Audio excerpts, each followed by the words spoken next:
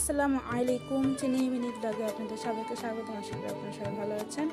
আমাদের ভার্সিটিতে আজকে ঈদে মিলাদুন্নবী উপলক্ষে মিলাদ ছিল, মিলাদে গিয়েছি। আমি গিয়েছিলাম, বাট আমার বান্ধবীরা আসেনি, তাই আমাকে একা বাসায় যেতে হচ্ছে। তাই আপনার সাথে শেয়ার করতে চাই আমি আজকে কীভাবে বাসায় যাচ্ছি, প্রত্যেক দিন কীভাবে বাসায় যাই। তো আমি এই ব্রিজটাতে উঠেছি, প্রত্যেক দিনই এই ব্রিজটা করে বাসায় যাওয়া হয় আমার। আর বাইরে দেখতেই পাচ্ছেন, রাস্তায় বেশি একটা ব্যস্ততা না থাকলেও আজকে প্রচণ্ড গরম ছিল, আর ওয়েদারটা খুব ভালো ছিল। তারপর এখন আমি বাসে উঠেছি। বাসে দেখতে পাচ্ছেন বাইরের দৃশ্যটা আর ভিতরের দৃশ্যটাও দেখেন।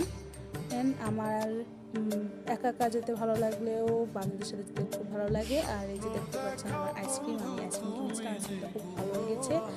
আর আইসক্রিম খেতে খেতে বাসায় যাচ্ছি, বাসায় বেশি দূর না।